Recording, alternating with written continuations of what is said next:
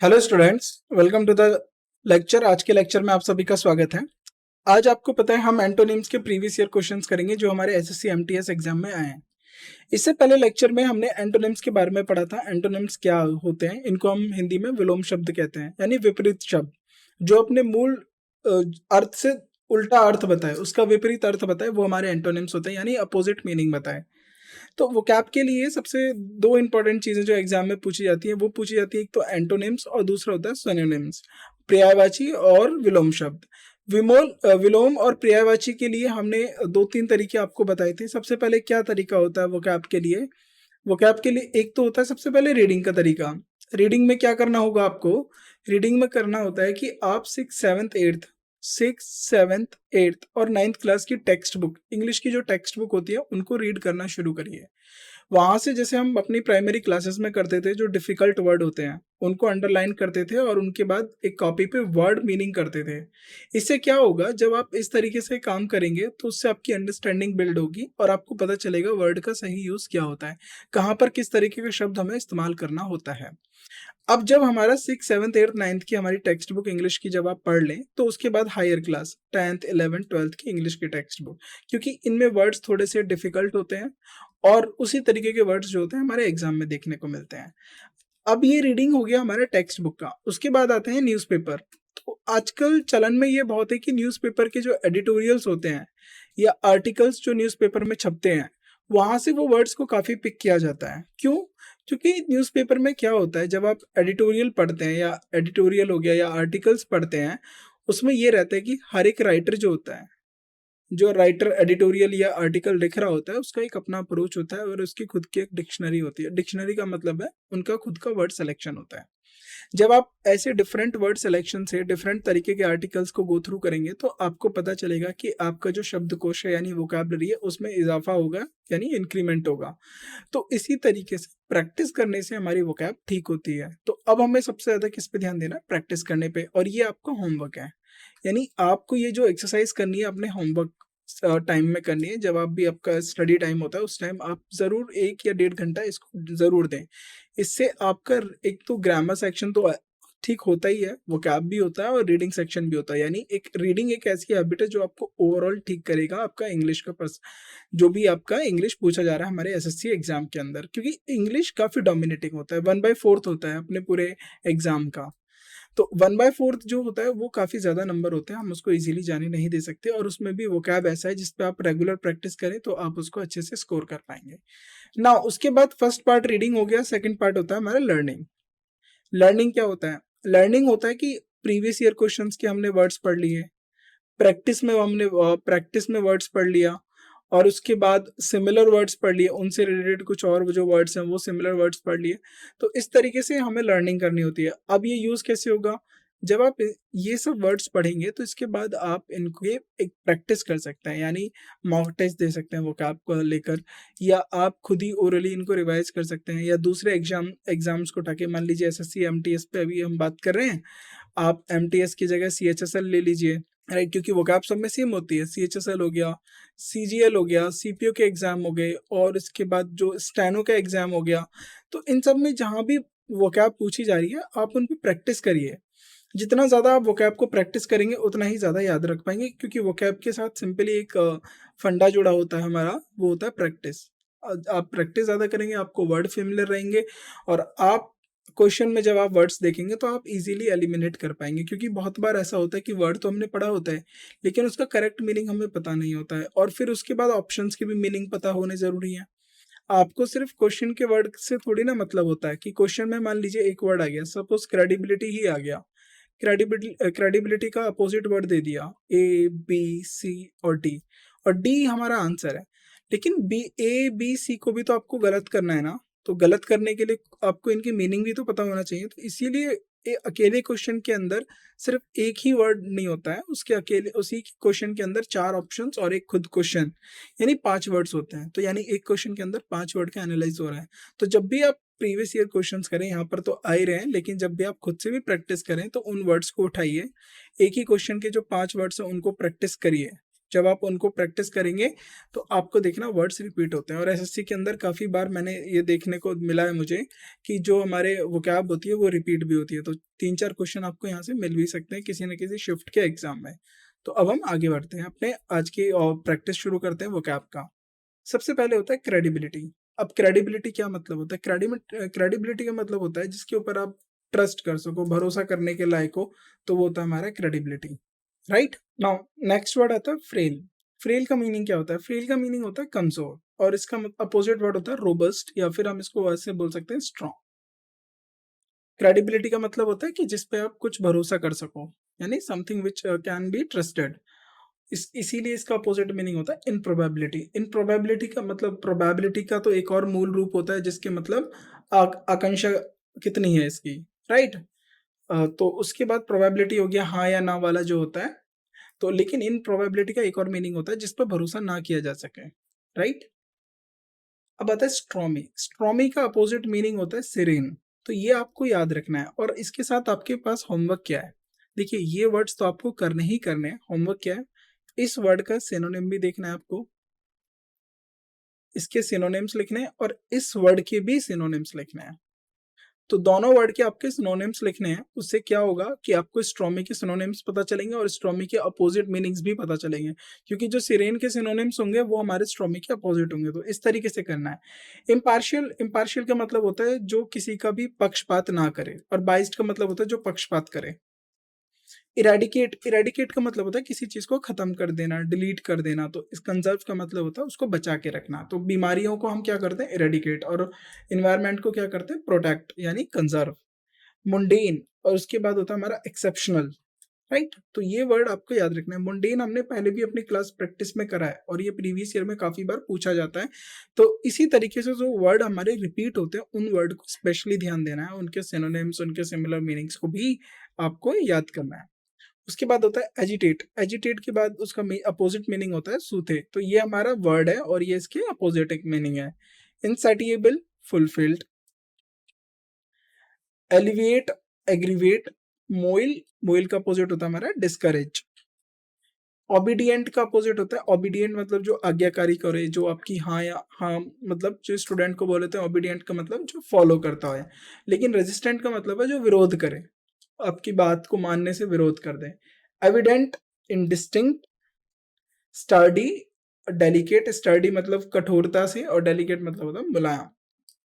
Miniature, miniature मतलब छोटा, और मैमथ का मतलब होता है बड़ा। तो इसके लिए इसमें स्मॉल भी लिख सकते हैं, अपोजिट मीनिंग स्मॉल होगा। मिनिएचर का मतलब होता है, मिनिएचर क्राफ्ट देखें, स्मॉल क्राफ्टिंग होती है। स्मॉल हो गया, टाइनी हो गया, टाइनी हो गया। अब इसमें इसमें ह्यूज हो जाएगा, बिग हो जाएगा, इनॉर्मस हो जाएगा। तो ये हमारी इसकी मीनिंग है। विशियस, विशियस का अपोजिट होता है हमारा जेंटल। ओवररन, ओवररन का मतलब उसके मतलब भाग जाना किसी सिचुएशन से, स्केप करना। सरेंडर का मतलब एक्सेप्ट करना या फिर उस सिचुएशन में पड़ना। Impure, sterile. इम्प्योर, इम्प्योर का मतलब यही जो एकदम शुद्ध ना हो। स्टेराइल का मतलब होता है शुद्ध हो, यानी प्योर हो। तो देखा होगा आपने, जो इंजेक्शंस होते हैं वो स्टेराइल होते हैं, स्टेराइल इंजेक्शंस होते हैं, यानी वो प्योर है, उनको यूज नहीं किया गया। अनयूज्ड भी हो सकता है इनप्योर का अपोजिट मीनिंग हमारा। इनसिक्योर, इनसिक्योर और उसके अपोजिट होता है हमारा कॉन्फिडेंट, किसी बात कॉन्फिडेंट रखना। रिजोल्यूट, रिजोल्यूट का अपोजिट होगा हमारा वेवरिंग। और उसके बाद ब्राशनेस, ब्राशनेस का अपोजिट होता है टिमिडिटी, राइट? तो इस तरीके से वर्ड्स आपको सीखने हैं। हाइडियस, हाइडियस का अपोजिट, हाइडियस का अपोजिट होगा हमारा अट्रैक्टिव। लाउडेबल, लाउडेबल का मतलब जिस चिल्ला जाना, या फिर लाउडेबल का मतलब होता है रिस्पेक्ट कर देना, किसी की रिस्पेक्ट करना, राइट? डिसरिस्पेक्टेड, इसका अपोजिट मीनिंग होगा। इनफिजेंट का मतलब होता है प्रिटेंड। इनफ्रिजेंट का अपोजिट हो गया हमारा प्रिटेंड। इररिलेवेंट का मतलब मीनिंगफुल। इररिलेवेंट का मतलब होता है जिसका कोई अर्थ ना हो, और मीनिंगफुल का मतलब होता है जिस बात का कोई महत्वपूर्ण बात हो, जिसका एक कोई अर्थ को। इम्प्रेसिव, इम्प्रेसिव मतलब होता है जो कोई आउटस्टैंडिंग हो, साधारण से अलग हो। लेकिन ऑर्डिनरी का मतलब होता है जो नॉर्मल हो, या ऑर्डिनरी बोलते हैं ना, इट्स ऑर्डिनरी सिचुएशन, ये आम बात है, ये वही ऑर्डिनरी है। फ्लेयर्ड, फ्लेयर्ड का देखिए, फ्लेयर्ड का मतलब होता है ब्राइट। फ्लेयर्ड का मतलब होता है ब्राइट। अब फ्लेयर्ड वर्ड कहाँ से आया है? जो आग की लपटें होती हैं उनको हम फ्लेयर्स बोलते हैं, तो वहां से आया है। तो यानी उज्ज्वला, उजाला को लेकर बात करी गई है। और डार्केंड का मतलब होता है अंधेरा, राइट। तो वहां से अपोजिट वर्ड आया हमारा डार्केंड। तो ये हमारे अपोजिट है। इम्पोलाइट, इम्पोलाइट का मतलब होता है किसी के साथ सभ्य तरीके से नहीं बात करना। और कर्टियस का मतलब होता है सभ्य तरीके से बात करना, कर्टियस रखना, राइट।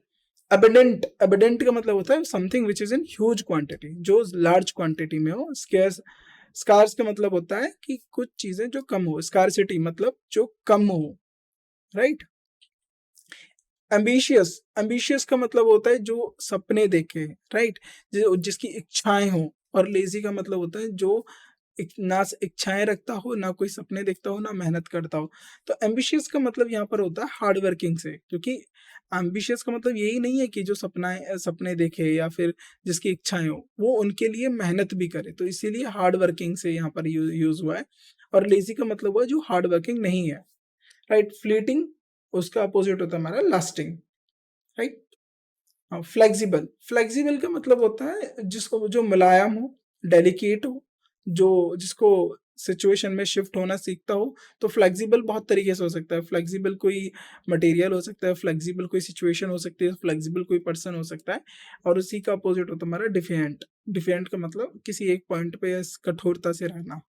वैनिश, वैनिश का मतलब होता है पूरी तरीके से खत्म हो जाना। तो वैनिश का अगर आपने देखा हो तो डिटर्जेंट का भी एक ब्रांड है वैनिश। तो यानी वो दागों को लेकर बोल रहा है कि दाग खत्म हो जाएंगे। तो वैनिश का मतलब होता है किसी चीज को एकदम खत्म कर देना। और इमर्ज का मतलब होता है उभरना, उसी चीज का ऊपर उठना, राइट। आउटस्टैंडिंग, अब देखिए यहाँ पर दो वर्ड आए थे, आउटस्टैंडिंग और उसके बाद इम्प्रेसिव। ये आपके सिमिलर वर्ड है, क्योंकि इम्प्रेसिव और आउटस्टैंडिंग, तो जब भी एक कोई परफॉर्मेंस होती है आउटस्टैंडिंग, सब लोग खड़े होकर उसको प्रेज करते हैं। और उसी का नॉर्मल होगा, ऑर्डिनरी होगा, सब उसको रिगार्ड करके ठीक है आगे चल देंगे। तो वो ऑर्डिनरी या फिर नॉर्मली, ये नॉर्मल होता है, राइट। ये इसके सिमिलर मीनिंग है। तो इस तरीके से आपको रिलेट करना है। आउटस्टैंडिंग किस लिए, ऑर्डिनरी। ग्लैड, ग्लैड उसका अपोजिट होता है हमारा ग्लूमी। स्ट्रेनियस, स्ट्रेनियस का मतलब देखिए, स्ट्रेनियस का एक और मीनिंग होता है एसोडियस। एसोडियस का मतलब होता है मेहनत करना, hard working, hard working. Strenuous कहाँ से मिला, स्ट्रेंथ से। स्ट्रेंथ का मतलब क्या होता है, मजबूती। और यहाँ पर क्या है, मजबूत होना, यानी हार्ड वर्किंग होना। तो यानी हार्ड वर्किंग से रिलेटेड है ये, हार्ड वर्किंग। इसका एक और सिमिलर वर्ड होता है एसोडियस। एसोडियस का भी मतलब यही होता है कि मेहनत करना। एफर्टलेस, अब इसके लिए मैं ये लिख सकता हूँ एफर्टलेस या फिर लेजी। ये भी हो सकता है कि जो किसी काम में एफर्ट ही ना डाले, आलसी हो, लेजी हो, हम ये भी यूज कर सकते हैं। रिलैप्स, रिलैप्स का पोजिट मीनिंग होता है इम्प्रूव। इम्प्रूव मतलब सुधार करना, राइट। रोबस्ट, अब देखिए स्टार्टिंग में ही आया था, रोबस्ट हो गया, राइट। इसका मतलब होता है स्ट्रॉन्ग। और यहाँ पर बिल्कुल सेकंड वर्ड हमारा था, अगर आपने उसको ध्यान दिया हो तो सेकंड वर्ड में भी हमने यही दिया था, फ्रेल। फ्रेल का अपोजिट मीनिंग हो गया रोबस्ट और स्ट्रॉन्ग। तो इसी तरीके से जो मीनिंग होते हैं ना, आपको याद रखना है। फ्रेल का मतलब होता है वीक, रोबस्ट का मतलब क्या होता है, स्ट्रॉन्ग, स्ट्रॉन्ग। और यहाँ पर वीक मतलब फ्रेल। तो ये आपको दो वर्ड और पता चले, ये दो इसके अपोजिट पता चले, तो आपको पता चला फ्रेल का मतलब क्या होता है, रोबस्ट का मतलब क्या होता है। स्प्राइटली, स्प्राइटली का मतलब होता है लेथार्जिक, राइट। स्प्राइटली का अपोजिट मीनिंग होता है लेथार्जिक। स्कॉल्ड, स्कॉल्ड का मतलब होता है किसी को डांटना, किसी को धमकाना। ठीक उसका अपोजिट होगा हमारा प्रेज, उसकी तारीफ करना, राइट। इरेशनल, इरेशनल का मतलब होता है किसी बात का तुक ना होना। तुक का मतलब होता है कि कोई मीनिंगफुल ना होना। तो अगर मैं इसको इरेशनल को मैं बोल दूं नॉट रीजनेबल, राइट, या फिर इसको मैं बोल दूं मीनिंगलेस, तो ये चीजें सेम होती हैं। फॉर एग्जाम्पल, एक सिचुएशन में आपकी डिबेट हो रही है और आपके द्वारा जो फैक्ट दिए जा रहे हैं वो रीजनेबल है, यानी वो फैक्ट को कंसिडर किया जा सकता है कि हाँ ये जो तर्क आपने दिए हैं इस पे इस इन तर्कों के ऊपर चर्चा की जा सकती है। लेकिन कोई दूसरा व्यक्ति जो आपके अपोजिट में है, वो ऐसे तर्क दे रहा है जिनके ऊपर कोई चर्चा ही नहीं हो सकती है, यानी उनका कोई मीनिंग ही नहीं है, कोई अर्थ ही नहीं है, तो वो व्यर्थ है। बिना अर्थ वाले को हम व्यर्थ बोलते हैं, इसीलिए हम उनको बोलते हैं इरेशनल, राइट। और रैशनल का मीनिंग एक और होता है। रैशनल का मीनिंग होता है कि जो हर एक बात को सोचे समझे, उसके पहलू तक जाए और उसके बाद उसके मीनिंग पे बात करे, तो उसको हम बोलते हैं रैशनल थिंकिंग। डाइवर्जेंस का मतलब होता है कि अलग हो जाना, बिखर जाना। कन्वर्जेंस का मतलब होता है कि एक मिट जाना। देखिए अब ये क्या हो गया, एक लाइन थी, ये दो हिस्सों में बट गया, एक रास्ता दो हिस्सों में बट गया। अगर आपने रोड को देखा होगा, इस तरीके से रोड होते हैं, और यहाँ से एक रोड इधर चला गया और ये इधर आ गया। सपोज ये दिल्ली चला गया और ये गाजियाबाद चला गया, और ये कहाँ से आ रहा था, ये आपका आ रहा था अलीगढ़ से। तो इस तरीके से जो रास्ता है वो दो हिस्सों में टुकड़ा हो गया, ये इसका मतलब होता है डाइवर्जेंस। आप देखा होगा आपने, ट्रैफिक्स के अंदर भी वहां लिखा रहता है डाइवर्जेंट, तो यानी यहाँ से मुड़ाव किया गया है, यानी हमने जो ओरिजिनल पाथ है उसमें चेंज किया है। तो डाइवर्जेंस का मतलब होता है मुड़ाव, यानी एक बात एक में से ब्रांच कर देना। ब्रांचिंग और डाइवर्जेंस सेम होता है। कन्फ्लुएंस और कन्वर्जेंस, कन्फ्लुएंस और कन्वर्जेंस हमारा सेम होता है। कन्वर्जेंस का मतलब होता है कि दो चीजें आ रही हैं और वो एक में आके जुड़ गई हैं, राइट। तो ये सिचुएशन हमारी जो होगी, ये होगी हमारी कन्वर्जेंस। तो ये कोई रिवर है, इस तरीके से फ्लो कर रही है, दोनों एक में आके जुड़ गई हैं, तो इसको हम बोलते हैं कन्वर्जेंस या फिर कन्फ्लुएंस। बैफल्ड, इसका अपोजिट मीनिंग होता है कंपोस्ट। कंपोस्ट का मतलब शांत। एविडेंट, एविडेंट का मतलब होता है उजागर होना, राइट। और हिडन का मतलब होता है छुपाना। तो एविडेंट का एक और मीनिंग हो सकता है इमर्ज, राइट। और हिडन का एक और मीनिंग हो सकता है कंसील। कंसील का मतलब छुपाना, किसी बात को छुपाए रखना। इंसेप्शन, इंसेप्शन का मतलब होता है पैदा करना, किसी चीज को उगाना। तो आपने देखा होगा इंसेप्शन ऑफ थॉट, यानी किसी विचार की उत्पन्न होना। तो इंसेप्शन का मीनिंग होता है उत्पन्न होना, और टर्मिनेशन का मतलब होता है खत्म होना, राइट। तो ये आपको ऐसे वर्ड याद रखने पड़ेंगे। बिगिनिंग का मतलब होता है जो हमारा नॉन वायलेंट हो, जिसको गुस्सैल ना हो, तो वायलेंट हो गया हमारा गुस्सैल। एक्सक्लूशन का मतलब क्या होता है कि मना कर देना, एक्सक्लूड कर देना, नकार देना। और इसका अपोजिटिव मीनिंग हो जाएगा एडमिटेंस। एडमिटेंस का मतलब होता है मतलब स्वीकार करना बात को। तो ये हमारे इनके नियर अबाउट अपोजिट मीनिंग हो जाएंगे।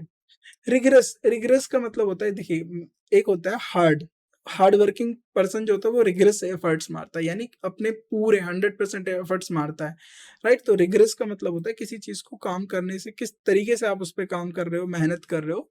तो अच्छे से मेहनत करने के लिए ही अगर हम इंग्लिश में वर्ड यूज करते हैं रिग्रेस करते हैं। और लीनियंट का मतलब होता है बस हाँ या ना उसको लेके छोड़ देना, उसमें अपने एफर्ट्स नहीं डालना। तो इसके लिए मैं बोल सकता हूँ लीनियंट को, इसके लिए भी एक और वर्ड हो सकता है हमारा एफर्टलेस। एफर्टलेस, लीनियंट का मतलब छोड़ देना किसी चीज को, लीनियंट हो जाना उस बात को लेके। तो इसका नियर अबाउट मीनिंग हो जाएगा हमारा एफर्टलेस।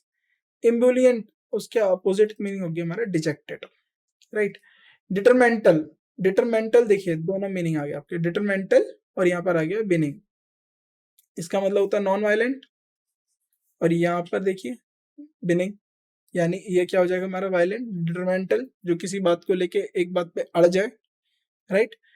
डिटर्मिनेशन का मतलब क्या होता है, डिटर्मिनेशन यही से तो है, आपके अंदर किसी बात को लेके डिटर्मिनेशन है, तो यानी आप उस बात पे अड़ गए हो कि नहीं अब मुझे ये चीज करना है तो करना है। There is no no, only yes. तो इसी को हम बोलते हैं डिटर्मिनेशन। क्रिप्टिक, क्रिप्टिक का मतलब होता है, आपने अगर ये तो टेक्निकल वर्ड है, क्रिप्टिक का मतलब होता है किसी भी चीज को हाइड कर देना, यानी उसके ओरिजिनल फॉर्म में चेंज कर देना ताकि कोई दूसरा उसे रीड ना कर पाए, तो उसको हम बोलते हैं क्रिप्शन, राइट। इनक्रिप्शन और क्रिप्शन आपने पढ़ा हो तो। और डेफिनेट का मतलब होता है यूजुअली जो सामने हो, स्पष्ट हो, उसको हम बोलते हैं डेफिनेट। और क्रिप्टिव का मतलब होता है उसी चीज को हमने दूसरे तरीके से छुपा के हाइड करा, राइट। फ्लेक्सिबल, अब यहाँ पर फ्लेक्सिबल पे लीनियंट भी हो सकता है, राइट। अब लीनियंट यहाँ पर कैसे हो सकता है कि लीनियंट जो पर्सन होता है वो भी फ्लेक्सिबल होता है, वो इधर उधर की सिचुएशन में झूलता है। और यहाँ पर फ्लेक्सिबल, हमने पीछे भी एक वर्ड पढ़ा था फ्लेक्सिबल, राइट। तो फ्लेक्सिबल का मतलब होता है कि या तो अगर वो पर्सन की बात हो रही है तो वो सिचुएशन में फ्लेक्सिबल है, यानी वो किसी एक बार किसी तरफ, दूसरी बार किसी तरफ। किसी मटेरियल को लेकर फ्लेक्सिबल की बात हो रही है, यानी उसकी इलास्टिसिटी की बात हो रही है, यानी उसको मोड़ा जा सकता है, उसको घुमाया जा सकता है, इस तरीके से। डेफिएंट का मतलब जो हमारा नॉट फ्लेक्सिबल हो, कठोर हो, तो राइट डेफिनेंट हो गया उसका। ब्लिसफुल, फिर उसके अपोजिट मीनिंग होता है मिजरेबल। फैटियस का मतलब होता है नॉट सेंसिबल। सेंसिबल का मतलब होता है कि किसी बात को लेके गहन विचार रखना, सेंसिटिव होना किसी चीज को लेके, यानी सेंस लगाना अपना, राइट, तर्क शक्ति के साथ रखना। फैटुअस का मतलब होता है नॉन सेंसिबल। मैलिएबल, और उसके अपोजिट मीनिंग हो गया हमारा स्टिफ। हीनियस, हीनियस का मतलब होता है बहुत खराब, अमाननीय, और डिलाइटफुल का मतलब होता है जिसको आप सपोर्ट करो, अच्छा लगे, राइट। हीनियस का मतलब है जो अच्छा ना लगे। तो आपने देखा होगा सोसाइटी या न्यूज़पेपर के अंदर जब भी आता है, सो समवन कमिटेड अ हीनियस क्राइम।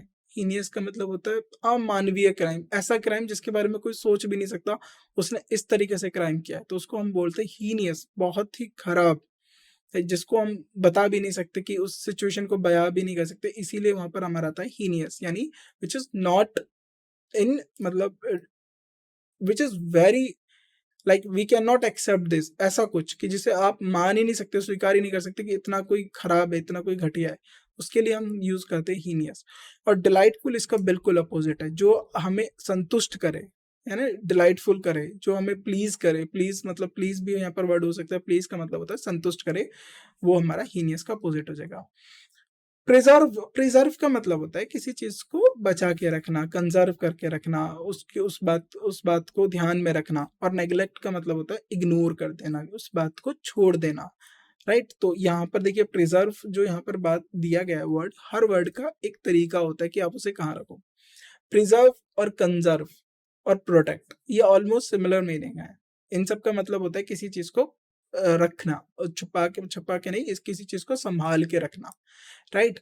लेकिन हर एक वर्ड का यूज है। फॉर एग्जाम्पल, आप नेचुरल एनवायरनमेंट को कंजर्व करके रखते हो, ठीक है, आप अपने फैमिली मेंबर्स को प्रोटेक्टेड रखते हो, और आप जो हमारी ईडेबल फूड्स हैं उनको प्रिजर्व करके रखते हो। तो हर एक वर्ड, तीनों का मीनिंग सिमिलर है। आप फूड को भी प्रोटेक्ट ही कर रहे हो, फैमिली मेंबर्स को भी प्रोटेक्ट कर रहे हो, और उसके बाद आप किसको, और इन्वायरमेंट को भी प्रोटेक्ट कर रहे हो, लेकिन मैंने तीनों वर्ड्स को अलग अलग सिचुएशन में यूज करा है। ऐसे ही होता है नेग्लेक्ट। नेग्लेक्ट का मतलब है जाने देना, किसी बात पे ध्यान मत देना, ये होता है हमारा नेग्लेक्ट का मीनिंग। इनविगोरेट का मीनिंग होता है, नेक्स्ट अपोजिट होता है हमारा टायर। सिरेन, सिरेन का नाम एजिटेटेड। अब सिरेन का हमने थर्ड वर्ड पढ़ा था अपना सिरेन, तो देखिए वर्ड भी याद रखिए। तो यहाँ पर मैं बात करूँ, वो जो हमारा वर्ड था स्ट्रॉमी, हमारा इसका एजिटेटेड का हट जाएगा, और सिरेन इसका अपोजिट वर्ड हो जाएगा। तो इस तरीके से आपको रिलेट करना है चीजों को, वर्ड्स को। अब एक ही वर्ड है, देख रहे हैं आप, रिपीट हो रहे हैं लेकिन अलग अलग मीनिंग के साथ। तो इसीलिए सिर्फ एक वर्ड से काम नहीं चलेगा, उसके सिमिलर मीनिंग्स को भी तो याद रखना पड़ेगा ना। अगर आपने एक वर्ड पढ़ लिया और उसका अपोजिट, मतलब जो आपको मैंने यहाँ पर स्लाइड पे दिया, आपने वो सारा कर लिया, उसके बाद एग्जाम में गए और आपने बोला कि नहीं मेरे को वर्ड ही नहीं मिले, वर्ड तो पढ़ा था लेकिन अपोजिट मिले, नहीं, ये आपको होमवर्क है, आपको खुद से मेहनत करनी है, इसके सिनोनिम्स ढूंढे और इसके सिनोनिम्स ढूंढे। तो आपके पास एक पूरी खुद की एक डिक्शनरी बनानी है आपको। डिक्शनरी का मतलब है कि कौन से एग्जाम में पूछे गए हैं, तो यहाँ पर वर्ड्स लिखे, यहाँ इनके मीनिंग लिखे, यहाँ पर इनका अपोजिट लिखे, तो ये हो गया हमारा वर्ड, ये इनके मीनिंग, और ये इनका अपोजिट, और ये इनके सिनोनिम्स। तो ये काम आपको करना है। एक कॉपी को ऐसे 4 हिस्सों में डिवाइड कर देना है, अपनी कॉपी हो या A4 शीट हो। तो जब आप इस तरीके से काम करेंगे तो सिचुएशन आपके लिए, क्वेश्चंस इजी हो जाएंगे, वोकैब इजी हो जाएगी। जो सबसे ज्यादा हॉन्ट करती है, हॉन्ट का मतलब है डराती है स्टूडेंट्स को, वो होती है वोकैब इंग्लिश के एग्जाम में, कि उन्हें पता नहीं रहता है कहाँ से आ जाएगा। ग्रामर का तो भी फिक्स है कि कुछ सर्टेन रूल्स हैं, यही पूछे जा रहे हैं, उनको अच्छे से मेहनत करेंगे, प्रैक्टिस कर लेंगे। लेकिन वोकैब, वोकैब का तो कोई कोई अंत ही नहीं है, ना कोई शुरुआत है, वो तो कहीं से भी पूछी जा सकती है। तो उसका एक ही तरीका होता है, आप प्रैक्टिस करें रेगुलर, रीडिंग तो करें, रीडिंग का तो कोई अल्टरनेट ही नहीं है, उसका तो कोई ऑप्शन ही नहीं है, उसके आप उसके अलावा तो कुछ कर ही नहीं सकते हैं। रीडिंग तो आपको करनी ही करनी है, लेकिन जब भी आप पीवाईक्यूज करें तो कोशिश करें कि उनकी सिमिलर मीनिंग्स में भी जाएं, उनके सिनोनिम्स के भी जाएं, उनके एंटोनिम्स के भी मीनिंग ढूंढें, क्योंकि आपको एक वर्ड पे काफी सारे एंटोनिम्स पता चलेंगे। सपोज सिरेन का एजिटेटेड नहीं हो, अब यहाँ पर स्ट्रोमी हो जाए, अगर आपने स्ट्रोमी पढ़ लिया है, राइट, अब आपने स्ट्रोमी तो पढ़ लिया लेकिन एजिटेटेड नहीं पढ़ा, अब स्ट्रोमी नहीं देखे उसने एजिटेटेड पढ़ लिया, फिर कैसे करेंगे आप? तो आपको सिचुएशन में ढलना होगा, आपको उस तरीके से प्रैक्टिस करनी पड़ेगी जिस तरीके से आप आंसर निकाल पाए। नाउ अगला रैशनल। अब मैंने आपको बताया था वहां पर रैशनल था, यहाँ पर इलॉजिकल हो गया, और आपने पीछे भी रैशनल वर्ड पढ़ा है, राइट। देखिए इरेशनल और उसका रैशनल और रीजनेबल, तो यहाँ पर इलॉजिकल हो गया। इरेशनल का मतलब होता है रीजन, इलॉजिकल, तो यही है जिस बात का कोई लॉजिक ना हो वो हमारा इरेशनल होता है। और उसका ठीक अपोजिट होता है हमारा रैशनल, यानी जिसका लॉजिक हो, यानी मीनिंगफुल हो, थॉटफुल हो। इसका मतलब हो गया मीनिंगफुल। देखिए एक ही वर्ड से हो गए, मीनिंगफुल, थॉटफुल, राइट? और इसका मतलब लॉजिकल, तो एग्जामिनर ऐसे नहीं देगा कि लॉजिकल का इलॉजिकल बता दो, थॉटफुल का इलॉजिकल बता दो, मीनिंगफुल। वो ऐसा वर्ड देगा जो आपने कम ध्यान दिया और जिस पर कम प्रैक्टिस करी है, जहां पर आप गलती ज्यादा कर सको। तो रैशनल का मीनिंग हो गया इलॉजिकल। Relentless, yielding. तो ये 60 वर्ड्स थे।